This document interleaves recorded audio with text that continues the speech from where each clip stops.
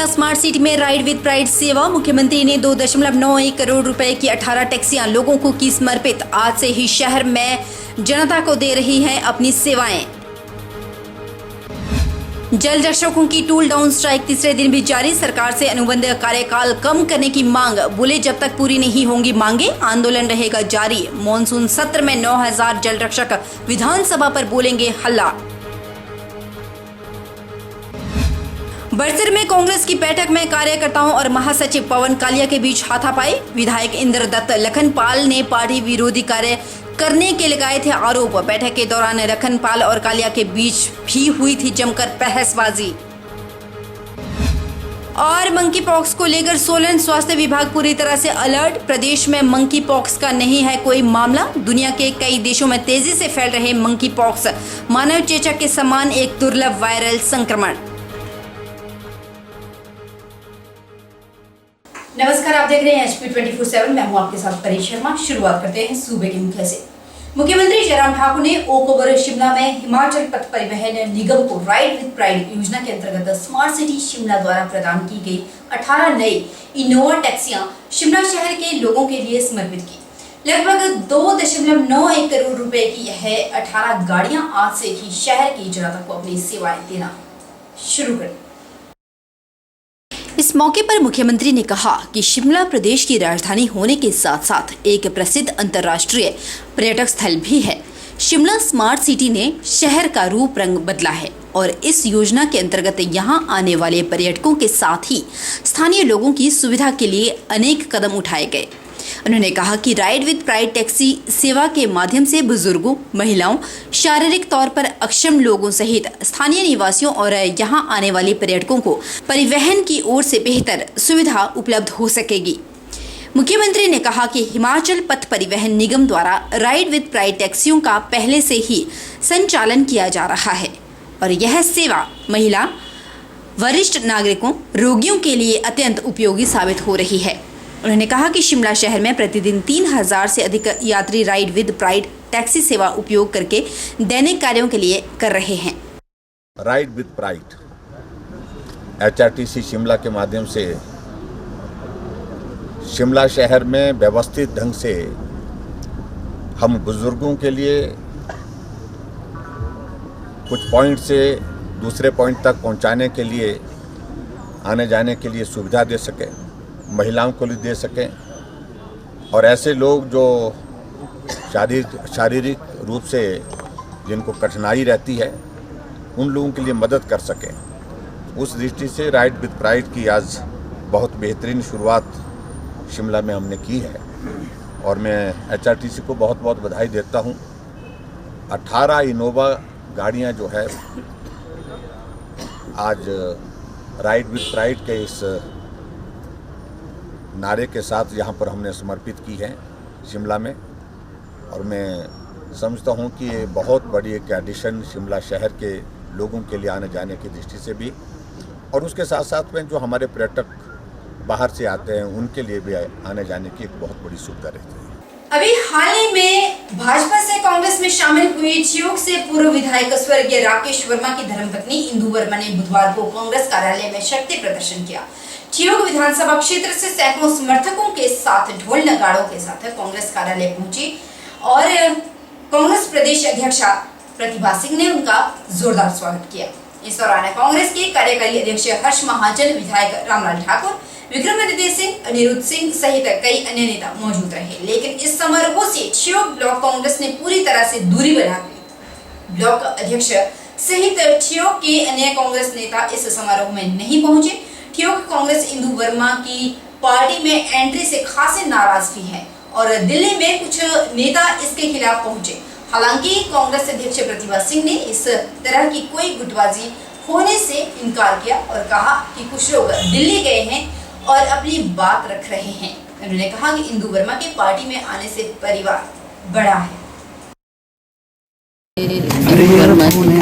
और सभी इलेक्टेड लोग और पूर्व में रहे प्रधान और जो इलेक्टेड लोग हैं उनको लेकर यहाँ पर आई हैं। इनका बहुत बहुत हम पार्टी में स्वागत करते हैं और हमें खुशी है कि इन्होंने हमारे परिवार को बढ़ाया है और इतनी तादाद में, इतनी संख्या में ये लोग आए हैं, तो इसके लिए इन सब का मैं दिल से बहुत बहुत आभार प्रकट करती हूँ। और इन खास करके इंदु वर्मा जी ने, जिन्होंने एक कदम लिया है कि अपने परिवार को छोड़कर ये कांग्रेस को मजबूत करने के लिए पार्टी में आई हैं, तो इनका भी बहुत बहुत आभार प्रकट। मैं रोहू की हूँ और नावर कोटखाई जो अब कोटखाई में मिल गया है, पहले रोहू में होता था।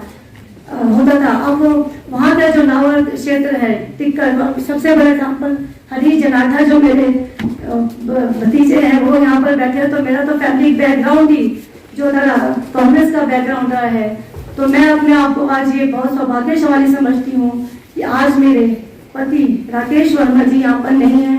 लेकिन आज इस बात की मुझे खुशी है कि मैं जहाँ से उन्होंने अपना राजनीतिक जीवन शुरू किया था, आज मैं उनको वापस उनके परिवार में वापस लेकर आई हूँ। ये मेरे लिए बहुत ही खुशी की बात है।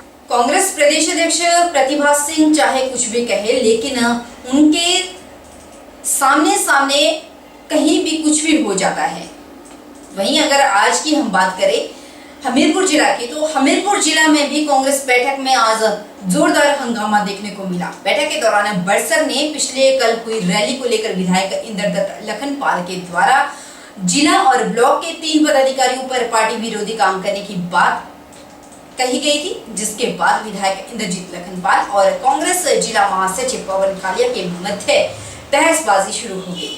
बहसबाजी इतनी बढ़ गई कि कुछ देर बाद बड़सर के कार्यकर्ता और जिला कांग्रेस महासचिव पवन कालिया के बीच हाथापाई तक हो गई और पवन कालिया के ऊपर हाथ तक उठाया गया। इस वक्त आप जो तस्वीरें अपने टीवी स्क्रीन पर देख रहे हैं, ये किसी अखाड़े की नहीं है, बल्कि ये कांग्रेस के अखाड़े की है। जी हाँ, ये तस्वीरें हमीरपुर के बड़सर की है, जहां पर हाथापाई हो रही है आपसी कार्यकर्ता और जिला कांग्रेस महासचिव पवन कालिया के बीच। इस बीच जिला अध्यक्ष राजेंद्र जार, पूर्व विधायक कुलदीप पठानिया सहित अन्य पार्टी नेताओं ने बीच बचाव कर मामले को शांत करने की कोशिश की। कार्यकर्ताओं को वहां से जाने की हिदायत भी दी गई। आपको बताते चले कि बड़सर विधानसभा क्षेत्र में पिछले कल कांग्रेस के द्वारा रैली का आयोजन किया गया, जिसमें बतौर मुख्य अतिथि प्रदेश कांग्रेस सह प्रभारी गुरकीरत सिंह कोटली बतौर मुख्य अतिथि शामिल हुए, जिसमें कुछ पदाधिकारी के द्वारा अपनी अनुपस्थिति दर्ज करवाई गई थी। मीडिया के माध्यम से कई बयानबाजी भी हुई, जिसको लेकर विधायक और उनके कार्यकर्ताओं ने गहरा रोष प्रकट किया। उनका कहना था कि व्हाट्सएप कांग्रेस में कुछ नेता केवल पदाधिकारी बनकर अपना नाम कमाने की कोशिश कर रहे हैं, धरातल पर कोई भी काम नहीं करते और पार्टी को नुकसान पहुंचाने का ही काम किया जा रहा है। विधायक इंद्रदत्त लखनपाल ने कहा कि बैठक के दौरान उन्होंने पिछले कल रैली के बाद हुई बयानबाजी को लेकर अपना रोष व्यक्त किया था। उन्होंने माना कि वे भावुक होकर कुछ ज्यादा ही बोल गए थे, उन्हें नहीं बोलना चाहिए था। लखनपाल ने आरोप लगाया कि कुछ पदाधिकारी पार्टी को तोड़ने का प्रयास कर रहे हैं, विधायक को कमजोर करने का भी प्रयास किया जा रहा है। गुस्से की वजह से उन्होंने बड़ा कुछ बोल दिया। उन्होंने जिला अध्यक्ष से भी उसके लिए माफी मांगी, वे खुद को रोक नहीं पाए। विधायक लखनपाल ने कहा कि वे पार्टी के लिए पिछले कई दशकों से काम करके आ रहे हैं और एक कार्यकर्ता के रूप में उन्होंने हर काम किया, लेकिन आज पार्टी को नुकसान पहुंचाने के लिए जो लोग काम कर रहे हैं उनके खिलाफ रोष व्यक्त किया। लखनपाल के मुताबिक पार्टी जिलाध्यक्ष इस मुद्दे पर जो फैसला करेगी उन्हें मान्य होगा। ऐसी कोई बात नहीं हुई, एक्चुअली तकरार था, थोड़ा सा जैसे फैमिली में हो जाता है। एक फैमिली में कुछ आपस में 2 बर्तन भी हो वो भी टकरा जाते हैं, तो थोड़ा बहुत हुआ था, एक दूसरे से थोड़ी गलतफहमी थी। गलतफहमी को हमने कोशिश की है कि यहाँ भी दूर की है, करने की कोशिश की है, और मैं खुद इसमें मीडिएट करूँगा और दोनों पक्षों को बिठाकर हमने इसको तरीके से सुलझा लेना है। वाकई बड़ी शर्म की बात है। चलिए बढ़ते हैं आगे की ओर। हिमाचल प्रदेश को जल रक्षक महासंघ की टूल डाउन स्ट्राइक तीसरे दिन भी जारी रही। अनिश्चितकालीन धरने के दौरान आज तीसरे दिन जल रक्षकों ने अपनी मांगों को लेकर उपायुक्त कार्यालय के नजदीक हल्ला बोला। जल रक्षकों का कहना है कि जब तक उनकी मांगे पूरी नहीं हो जाती उनका आंदोलन जारी रहेगा। हिमाचल जल रक्षक महासंघ के अध्यक्ष ज्वालू राम ने कहा कि जल रक्षक लंबे समय से अपनी मांगों को लेकर प्रदर्शन कर रहे हैं। 4 वर्ष का समय बीत जाने के बाद भी सरकार केवल आश्वासन ही दे रही है और मांगों के प्रति बेरुखी सा रवैया अपनाए हुए है। जल रक्षकों की मांग है कि उनके अनुबंध पर आने के कार्यकाल को 12 वर्ष से घटाकर 8 वर्ष किया जाए। किसी भी विभाग में इतने लंबे अंतराल के बाद कर्मचारियों को कॉन्ट्रैक्ट पर नहीं लिया जाता। केवल जल रक्षकों के साथ ही यह भेदभाव किया जा रहा है। उन्होंने कहा कि अपनी मांगों को लेकर वे मुख्यमंत्री जयराम ठाकुर सहित अन्य मंत्रियों से भी मिल चुके हैं। 4 वर्ष बीत जाने के बाद भी उनकी मांगों पर कोई भी विचार नहीं किया जा रहा। उन्होंने कहा कि 3 दिन उनको हड़ताल पर हो गए हैं, लेकिन सरकार का कोई भी नुमाइंदा उनके पास नहीं आया और ना ही उन्हें वार्ता के लिए बुलाया गया। सरकार की बेरुखी के चलते उन्हें सड़कों पर उतरना पड़ रहा है। अगर सरकार उन्हें वार्ता के लिए नहीं बुलाती तो प्रदेश भर के लगभग 9000 जल रक्षक मानसून सत्र के दौरान विधानसभा पर हल्ला बोलेंगे। जल रक्षकों का मुद्दा लगभग 4 सालों से लगातार उठा रहे हैं और जल रक्षकों के समर्थन में तो सबसे पहले तो हम इनका धन्यवाद करना चाहते हैं। और हम जल रक्षक लगभग 4 सालों से लगभग जो है सरकार के समक्ष अपनी लगातार आवाज़ें उठाते आ रहे हैं, पर आज तक सरकार ने कभी भी हमारे बारे में कुछ नहीं सोचा है। और उसके चलते ही हमें आज जो डीसी ऑफिस के बाहर धरना प्रदर्शन करना पड़ रहा है। हमारा यह धरना प्रदर्शन सरकार का ध्यान अपने तरफ आकर्षित करने के लिए एकमात्र उद्देश्य है। और अभी भी तीसरा दिन हमें चल पड़ा है, तभी भी सरकार ने हमारे पक्ष में सरकार का कोई आदमी हमसे आके नहीं मिला है। तो अगर सरकार कुछ भी हमारे बारे में सोचती नहीं है, करती नहीं है, तो हमारा धरना प्रदर्शन लगातार स्टार्ट रहेगा जब तक कि सरकार हमारी बातें नहीं मानती है। कांग्रेस के विधायक डॉक्टर कर्नल धनीराम शांडिल ने भाजपा की सरकार को महंगाई के मुद्दे पर जमकर घेरा। शांडिल ने कहा कि भाजपा के कार्यकाल में महंगाई कई गुना बढ़ गई है, जिसकी वजह से आम जनता त्रस्त हो चुकी है। लोगों को 2 वक्त की रोटी खाना भी मुश्किल हो गया है। शांडिल ने कहा कि खाने पीने की वस्तुओं पर जीएसटी लगाना दुर्भाग्यपूर्ण है। यह बात शांडिल ने सोलन में आयोजित पत्रकार वार्ता के दौरान कही। उन्होंने कहा कि विधायक धनीराम शांडिल ने यहाँ तक कह दिया कि भाजपा की नीतियों से जनता त्रस्त हो चुकी है। सरकार से आग्रह किया कि वे आम जनता के हित में महंगाई को कम करें। हमारे देश में आज जो सबसे संवेदनशील मुद्दा है, जिससे सभी त्रस्त हैं, खासकर जो हमारा लोअर स्टेट ऑफ लाइफ है, उनके लिए तो जीना दूभर हो गया है, वो है महंगाई। महंगाई ने रिकॉर्ड तोड़ा है, चरम सीमा पर पहुंच गई है। लेकिन बड़े दुख से कहना पड़ रहा है कि हमारी केंद्रीय सरकार और ख़ासकर आज का जो कि session is on, parliament session is on, उसके बावजूद उस पर किसी भी प्रकार की बहस न करते हुए उससे मुंह मोड़कर और डाइवर्ट करके दूसरे मुद्दों पर ले जाना बहुत ही देश के लिए चिंता का विषय है। इंडियन नेशनल कांग्रेस यही प्रार्थना करती इन सरकारों से, और आने वाला जो हमारा समय है उसमें सब लोगों से मैं कहना चाहता हूं कि अपने इंडियन नेशनल कांग्रेस की नीतियों को समझें। जिस प्रकार से हमने मनरेगा जैसी स्कीम लाई, इसी प्रकार से दोबारा हमारी सरकारें केंद्र में और अपने राज्यों में आए तो महंगाई पर पूरी तरीके से काबू किया जा सकता है। डबल इंजन की सरकार का इंजन पहाड़ पर पूरी तरह से हाँक चुका है। इस बार प्रदेश की जनता जयराम सरकार को सत्ता से बाहर कर देगी। ये बात डलहौजी के विधायक और पूर्व मंत्री आशा कुमारी ने नूरपुर के राजा के बाग में पत्रकार वार्ता के दौरान कही। आशा कुमारी ने कहा कि डबल इंजन की सरकार होने के बावजूद भी प्रदेश के करीब 45,000 करोड़ का कर्ज ला दिया गया। महंगाई ने आम जनता को, खासकर आम जो लोग हैं, उनका जीना मुश्किल कर दिया है। रोजमर्रा की चीजों के दाम आसमान छू रहे हैं। सरकार की विफलता सबसे बड़ा मुद्दा है। हिमाचल प्रदेश में सरकार जो है वो महंगाई को रोकने में विफल रही है। सरकार जो है बेरोजगारी को खत्म करने में या बेरोजगारी की तरफ कोई भी कदम उठाने में विफल रही है और खोखली और खाली घोषणाएं करते हम मुख्यमंत्री जी को रोज देखते हैं। कभी 100 करोड़, कभी 200 करोड़, कभी 500 करोड़, जबकि 40-45 हजार करोड़ का ऋण जो है वो इन 5 सालों में इस सरकार ने ले लिया है। इस सरकार के पास टीचर्स भर्ती करने के लिए पैसे नहीं है। इस सरकार के पास डॉक्टर्स भर्ती करने के लिए पैसे नहीं है। शिक्षा सेवाएं, स्वास्थ्य सेवाएं सब चरमरा गई हैं और ये बस खोखली घोषणाएं करी जा रहे हैं। जहां तक हमारे कर्मचारी भाई हैं, उनके लिए उनकी मांग है कि उनको पुरानी पेंशन स्कीम वापस जो है वो दी जाए। कांग्रेस पार्टी ने ये फैसला किया है, ये राष्ट्रीय स्तर का फैसला है कि कांग्रेस की सरकार बनने पे हम जो है एनपीएस को खत्म करके और ओपीएस यानी कि पुरानी पेंशन स्कीम को लागू करेंगे। प्रदेश भाजपा मीडिया सह प्रभारी रजत ठाकुर ने प्रदेश नेता प्रतिपक्ष द्वारा महिलाओं के साथ किए जा रहे वादे को झूठ का पुलिंदा करार दिया। रजत ठाकुर ने नेता प्रतिपक्ष मुकेश अग्निहोत्री से पूछा कि पहले वे ये बताएं कि कांग्रेस पार्टी ने कितनों को रोजगार और बेरोजगारी भत्ता दिया। रजत ठाकुर ने कांग्रेसी नेताओं को उनके पुराने वायदे याद दिलाते हुए पूछा कि 2003 के चुनाव में कांग्रेस ने प्रदेश की जनता से वादा जो किया था, हर घर से एक व्यक्ति को सरकारी नौकरी दी जाएगी, वो वादा कहाँ गया? कांग्रेस पार्टी के नेता श्री मुकेश अग्निहोत्री जी की जो आज एक बयान आया है, जिसमें कि उन्होंने कहा है कि अगर कांग्रेस पार्टी की सरकार प्रदेश में सत्ता में आती है तो वो 18 साल से लेकर के 60 साल की महिलाओं के लिए जो है 1500 रुपये प्रति माह जो है वो उसकी एक उनको जो है भत्ता देंगे। मैं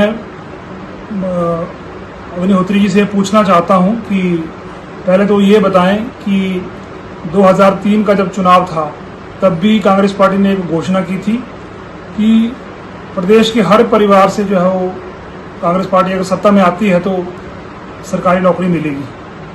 उसके बाद 2012 में जब चुनाव हुए तो तब भी कांग्रेस पार्टी ने एक अपने घोषणा पत्र में ये वादा किया था प्रदेश के लाखों बेरोजगारों से कि हमारी सरकार अगर सत्ता में आती है तो हम बेरोजगारी भत्ता देंगे। मैं पूछना चाहता हूँ कांग्रेस पार्टी के नेता से कि वो बताएं कि कितने लोगों को, कितने परिवारों को आपने सरकारी नौकरियां दी 2003 से लेकर के 2012 तक, और कितने बेरोजगारों को प्रदेश में आपने बेरोजगारी भत्ता दिया। वो सारे आंकड़े जो है प्रदेश की जनता के सामने। कांग्रेस पार्टी केवल मात्र लोगों को छल करके, झूठ बोल करके, लोगों को झूठे दिलासे दिला करके जो है वो चुनाव जीतना चाहती है। और अब ये जन काठ की हांडी जो है वो बार बार नहीं चढ़ेगी। कांग्रेस पार्टी का लोगों को पता है कि कांग्रेस पार्टी जो बोलती है उसे कभी करती नहीं।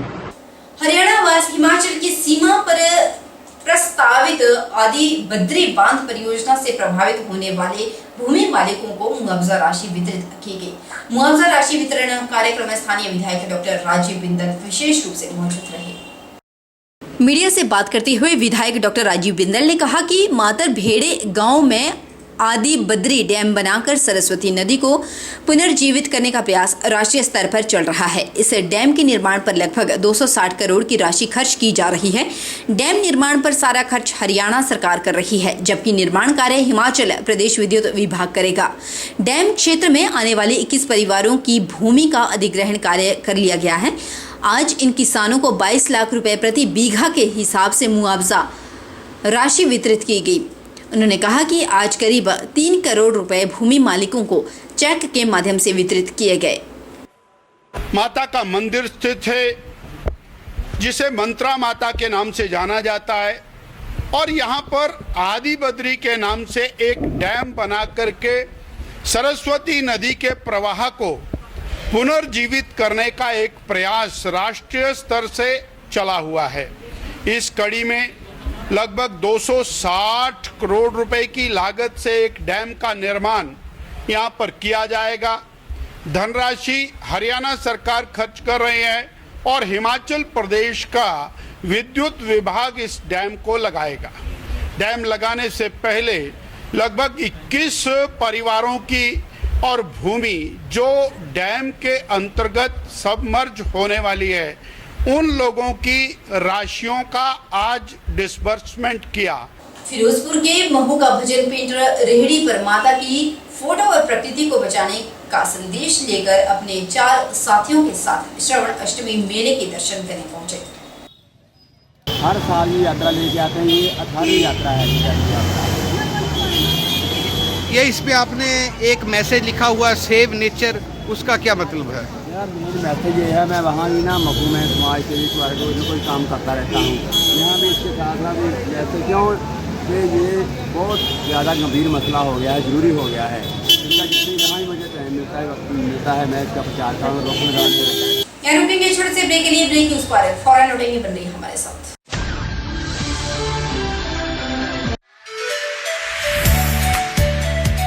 Abhilashi Group of Institution, Nashok, Mandi, Himachal Pradesh. Admission open 2022-23 for BTech Civil Electrical Computer Science Engineering, Diploma Civil Electrical Engineering, B Pharmacy, Regular and Lateral Entry, ANM, GNM, BSc Post Basic BSc and MSc Nursing, ITI in Electrician, Sanitary Health Inspector, Solar Technician, Electrical, Fitter, MSc Physics, Chemistry, Botany and DLED, JBT and B.Ed at Abhilashi College of Education, the only B.Ed college in Himachal Pradesh with NAC A grade. Scholarship assistance available. Contact for admission